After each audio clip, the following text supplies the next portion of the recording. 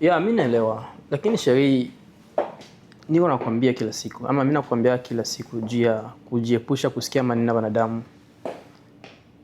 Maneno ya wanadamu ni sumu Sheri. Haikia kujenga, inakia nje kubomola. Na kila mwanadamu kuongea anakia juu haribishe.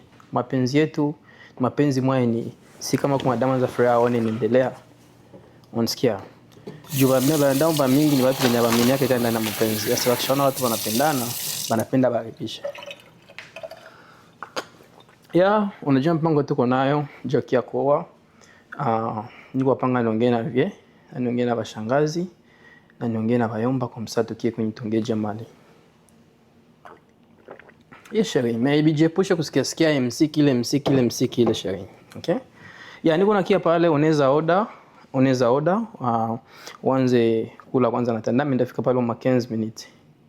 Juu tuongea, tuzongelea kila kitu kwa telefone. Okay, Sheri. Bye. Nakupenda. Okay, mama. Hey, Kanyanga, uko bien? Oh, papa. Jambo. Uko bien? Mbona leo unapendeza? Uko naenda wapi? Asante, nimependeza. Asante. Sasa mimi nakufananaka like father like son photocopy. Ulinifananaka. Mimi najua ulinifananaka. Najua mimi nakuwa nashukuru Mungu sana kuona ulinifananaka Nyanga. Unajua vile mtoto wangu. Mimi papa Kanyanga mimi napendaka mtoto. Nisema mimi nakuona kama photocopy yangu. Ulipata fiancé? Ya papa, niko na fiancé siku na ni mwanamke mwenye ananipenda. Njoo uko napanga kwenda kumuona kwao. Sasa ule fiancé anakuheshimiaka?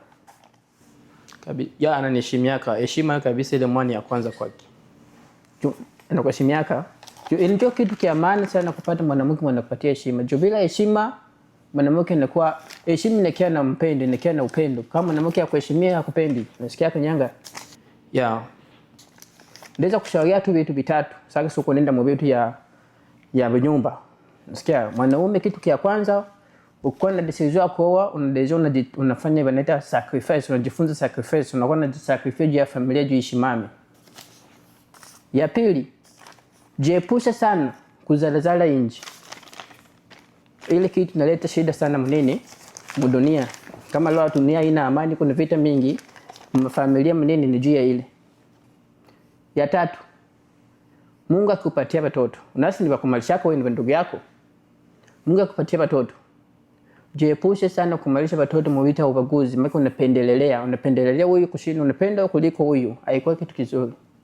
Nataka shida sana mtoto atoke kutoka kwa dunia. Ya, asante sana papa kwa shauri. Acha basi kwa nisicheleweshe fiancé iko ni ngofa simu ipo tunaenda tuko toka out. So, meendakia tuongee jia mipango kwenda kumuona. Sawa basi. Wende bien. Wende usimcheleweshe. Tumsalimie. Sawa papa. Ushinde bien. Sawa bye. Sawa basi Kanyanga, bye mtoto yangu.